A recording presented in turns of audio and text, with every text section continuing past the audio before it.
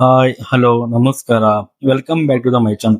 ಇವತ್ತು ಏನಪ್ಪಾ ಅಂದ್ರೆ ಬೀದರ್ ಜಿಲ್ಲೆಯಲ್ಲಿ DCC ಬ್ಯಾಂಕ್ ಅಂತ ಒಂದಿದೆ. ಓಕೆನಾ, ಆ ಬ್ಯಾಂಕ್ ಕಡೆಯಿಂದ ಏನಪ್ಪಾ ನಮಗೆ ಹೊಸ ನೋಟಿಫಿಕೇಶನ್ ರಿಲೀಸ್ ಮಾಡಿದ್ದಾರೆ. ಓಕೆನಾ, ಈ ವಿಡಿಯೋದಲ್ಲಿ ಅದ್ರ ಬಗ್ಗೆ ಕಂಪ್ಲೀಟ್ ಆಗಿ ಸ್ಟೆಪ್ ಬೈ ಸ್ಟೆಪ್ ನಿಮಗೆ ಕಂಪ್ಲೀಟ್ ಆಗಿ ತಿಳಿಸ್ಕೊಡ್ತೀನಿ. ಓಕೆನಾ, ನಿಮ್ದೇನು ಡಿಗ್ರಿ ಆಗಿದ್ರೆ, ಇಲ್ಲ BSc ಆಗಿದ್ರೆ, BA ಆಗಿದ್ರೆ, BCom ಆಗಿದ್ರೆ, ಹಾಗೆ ನಾರ್ಮಲ್ ಡಿಗ್ರಿ ಆದ್ರೂ ಕೂಡ ಏನಪ್ಪಾ ಅಂದ್ರೆ ಈ ಜಾಗ ನೀವು ಅಪ್ಲೈ ಮಾಡಬಹುದು. ಓಕೆನಾ, ಹಾಗಾಗಿ ಈ ವಿಡಿಯೋನ ಕೊನೆ ತನಕ ನೋಡ್ತಾ ಹೋಗಿ.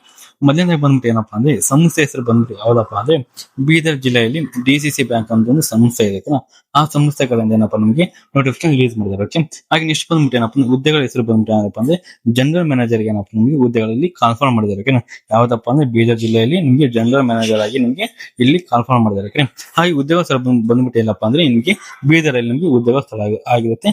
ನೀವು ಅಲ್ಲಿ ಹೋಗಿ ವರ್ಕ್ ಮಾಡ್ಬೇಕು. ನೀವೇನ ಬೀದರ್ ಜಿಲ್ಲೆಯಲ್ಲಿ ಅಕ್ಕಪಕ್ಕ ಬೀದರ್ ಆಗಿರ್ಬೋದು, ಕಲಬುರಗಿ ಆಗಿರ್ಬೋದು, ಹಾಗೆ ಸೇಡಂ ಆಗಿರ್ಬೋದು, ನೀವೇ ಅಕ್ಕಪಕ್ಕ ಆಗಿದೆ ನೀವು ಆರಾಮಾಗಿ ಈ ಜಾಬ್ ನೀವು ಅಪ್ಲೈ ಮಾಡಬಹುದು. ಓಕೆ, ಹಾಗೆ ನೆಕ್ಸ್ಟ್ ಬಂದ್ಬಿಟ್ಟು ಏನಪ್ಪಾ ಅಂದ್ರೆ ಇದಕ್ಕೆ ಅಪ್ಲೈ ಮಾಡಕಪ್ಪ ಅಂದ್ರೆ ಎಜುಕೇಶನ್ ಕ್ವಾಲಿಫಿಕೇಶನ್ ಏನಾಗಿರ್ಬೇಕಪ್ಪ ಅಂದ್ರೆ ಮೊದಲಿಂದ ಬಂದ್ಬಿಟ್ಟು ಏನಪ್ಪಾ ನಿಮಗೆ ಎನಿ ಒಂದು ಡಿಗ್ರಿ ಆಗಿರ್ಬೇಕು, ಇಲ್ಲಾಂದ್ರೆ ಪೋಸ್ಟ್ ಗ್ರಾಜುಯೇಟ್ ಆಗಿದ್ರೆ ನಿಮಗೆ ಅಪ್ಲೈ ಮಾಡಬಹುದು.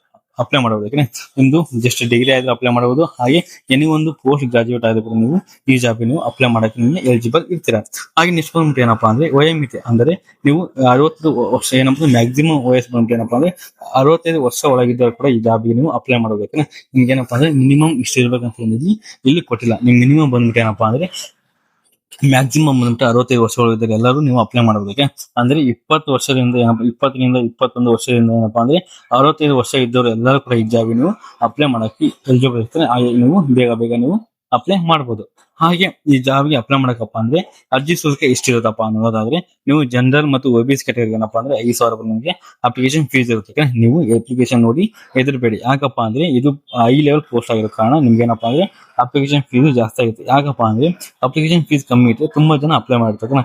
ಅಂದ್ರೆ ನಿಮ್ಗೆ ಆ ಲೆವೆಲ್ ಪೋಸ್ಟ್ ಲೆವೆಲ್ ನೀವೇನಪ್ಪಾ ಅಂದ್ರೆ ಕ್ವಾಲಿಫಿಕೇಶನ್ ಇಲ್ಲ ಅಂದ್ರೆ ಕೂಡ ಏನಪ್ಪಾ ಅಂದ್ರೆ ತುಂಬಾ ಜನ ಅಪ್ಲೈ ಮಾಡ್ತಾರೆ. ಅಂದ್ರೆ ಒಂದೇ ಕಾರಣಕ್ಕೆ ಏನಪ್ಪಾ ಅಂದ್ರೆ ಅಪ್ಲಿಕೇಶನ್ ಫೀಸ್ ಜಾಸ್ತಿ ಇಟ್ಟಿರ್ತಾರೆ.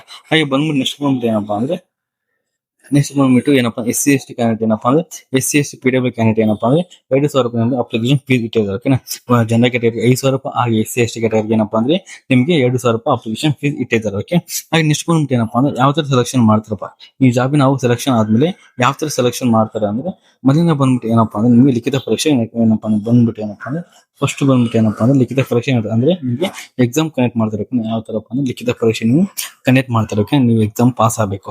ಹಾಗೆ ನೆಕ್ಸ್ಟ್ ಬಂದ್ಬಿಟ್ಟು ಏನಪ್ಪಾ ಅಂದ್ರೆ ಸೆಕೆಂಡ್ ರೌಂಡ್ ಬಂದ್ಬಿಟ್ಟು ಏನಪ್ಪಾ ಅಂದ್ರೆ ನಿಮಗೆ ಇಲ್ಲಿ ಇಂಟರ್ವ್ಯೂ ಕನೆಕ್ಟ್ ಮಾಡ್ತಾರೆ. ಸೆಕೆಂಡ್ ರೌಂಡ್ ಬಂದ್ಬಿಟ್ಟು ಫಸ್ಟ್ ರೌಂಡ್ ಬಂದ್ಬಿಟ್ಟು ಎಕ್ಸಾಮ್, ಸೆಕೆಂಡ್ ರೌಂಡ್ ಬಂದ್ಬಿಟ್ಟು ಏನಪ್ಪಾ ಅಂದ್ರೆ ಸಂದರ್ಶನ ಅಂದ್ರೆ ನಿಮಗೆ ಇಂಟರ್ವ್ಯೂ ಕನೆಕ್ಟ್ ಮಾಡ್ತಾರೆ. ಇಂಟರ್ವ್ಯೂ ಪಾಸ್ ಆಗಬೇಕು.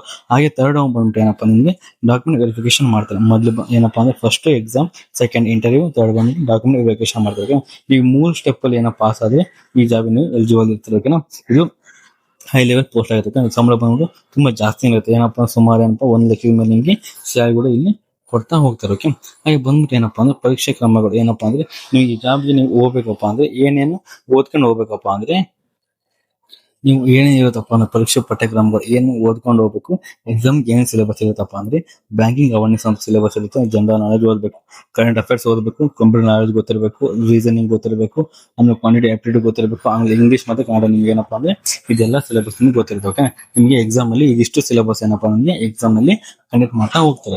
ಹಾಗೆ ನೆಕ್ಸ್ಟ್ ಬಂದ್ಬಿಟ್ಟು ಏನಪ್ಪಾ ಅಂದ್ರೆ ಪ್ರಮುಖ ದಿನಗಳು ಅಂದ್ರೆ ಅಪ್ಲಿಕೇಶನ್ ಹಾಕೋದು ಯಾವಾಗ, ಹಾಗೆ ಕೊನೆ ದಿನಕ್ಕೆ ಯಾವಾಗಪ್ಪ ಅಂದ್ರೆ ಅಪ್ಲಿಕೇಶನ್ ಸ್ಟಾರ್ಟ್ ಬಂದ್ಬಿಟ್ಟು ಯಾವಾಗಪ್ಪ ಅಂದ್ರೆ 5/4/2020 ಅಂದ್ರೆ ಲಾಸ್ಟ್ ಇದೇ ಮಂತ್ 4ನೇ ತಾರೀಕು ಆಲ್ರೆಡಿ ಅಪ್ಲಿಕೇಶನ್ ಸ್ಟಾರ್ಟ್ ಆಗಿದೆ.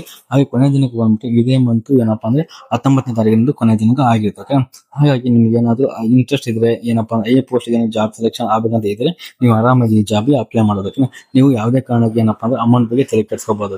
ನಿಮಗೆ ಕಂಪ್ಲೀಟ್ ಆಗಿ ಏನಪ್ಪಾ ಅಂದ್ರೆ ತುಂಬಾ ವರ್ಷಗಳನ್ನ ಓದಿದ್ರೆ ನಿಮ್ಗೆ ಅಲ್ಲಿ ಕೊಟ್ಟಿರೋ ಸಿಲೆಬಸ್ ಎಲ್ಲ ನೀವು ಕಂಪ್ಲೀಟ್ ಆಗಿ ಪರ್ಫೆಕ್ಟ್ ಆಗಿದ್ರೆ ನೀವು ಆರಾಮಾಗಿ ಈ ಜಾಬ್ಗೆ ಅಪ್ಲೈ ಮಾಡೋದಕ್ಕೆ ಯಾವುದೇ ತರ ಹಿಂಜರಿಕೆ ಮಾಡಬಾರ್ದು.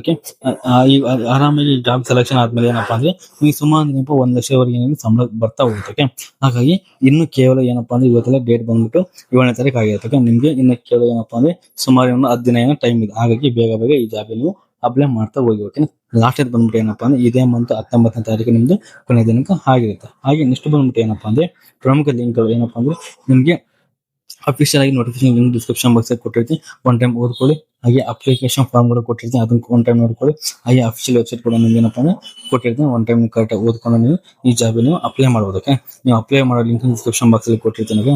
ಅದನ್ನ ಕ್ಲಿಕ್ ಮಾಡಿ ಕೂಡ ಅದ್ರ ಮುಖಾಂತರ ನೀವು ಅಪ್ಲೈ ಮಾಡಬಹುದು. ಓಕೆ, ಇದಿಷ್ಟು ಏನಪ್ಪಾ ಅಂದ್ರೆ ಬೀದರ್ ಬ್ಯಾಂಕಿಗೆ CDC ಬ್ಯಾಂಕ್ ಅಪ್ಲಿಕೇಶನ್ ಕಾಲ್ಫಾರ್ಮ್ ಮಾಡಿದ್ರು. ಓಕೆ, ಇದಿಷ್ಟು ಈ ವಿಡಿಯೋದಲ್ಲಿ ಕಂಪ್ಲೀಟ್ ಆಗಿ ತಿಳಿಸ್ಕೊಡ್ತೀನಿ. ಓಕೆ, ಹಾಗೆ ಹುದ್ದೆಗಳ ಸಂಖ್ಯೆ ಏನಪ್ಪಾ ಅಂದ್ರೆ ಹುದ್ದೆಗಳ ಅರ್ಜಿ ಶುಲ್ಕ ಯಾವುದೇ ತರ ನಿಮ್ಗೆ ಅರ್ಜಿಯನ್ನ ಕೆಲವು ಏನಪ್ಪಾ ಅಂದ್ರೆ 5,000 2,000 ಅಪ್ಲಿಕೇಶನ್ ಫೀಸ್ ಇದೆ, ನೀವು ಆರಾಮಾಗಿ ಅಪ್ಲೈನ ಮಾಡಬಹುದು. ಓಕೆ, ಕೊನೆ ದಿನಕ್ಕೆ ಬಂದು ಯಾವಾಗಪ್ಪ ಅಂದ್ರೆ 19 ಇದೊಂದು ಕೊನೆ ದಿನಕ್ಕೆ ಆಗಿರುತ್ತೆ. ಹಾಗಾಗಿ ಬೇಗ ಬೇಗ ನೀವು ಈ ಜಾಬ್ಗೆ ನೀವು ಅಪ್ಲೈ ಮಾಡಬಹುದು. ಓಕೆ, ಇದಿಷ್ಟು ಈ ವಿಡಿಯೋದಲ್ಲಿ ಆಗಿತ್ತು. ಈ ವಿಡಿಯೋ ನಿಮಗೆ ಇಷ್ಟ ಆಗಿದೆ ಲೈಕ್ ಮಾಡಿ, ಕಮೆಂಟ್ ಮಾಡಿ, ಹಾಗೆ ಶೇರ್ ಮಾಡ್ತಾ ಹೋಗಿ. ಓಕೆ, ಇಷ್ಟೊತ್ತಿನ ವಿಡಿಯೋ ಧನ್ಯವಾದಗಳು.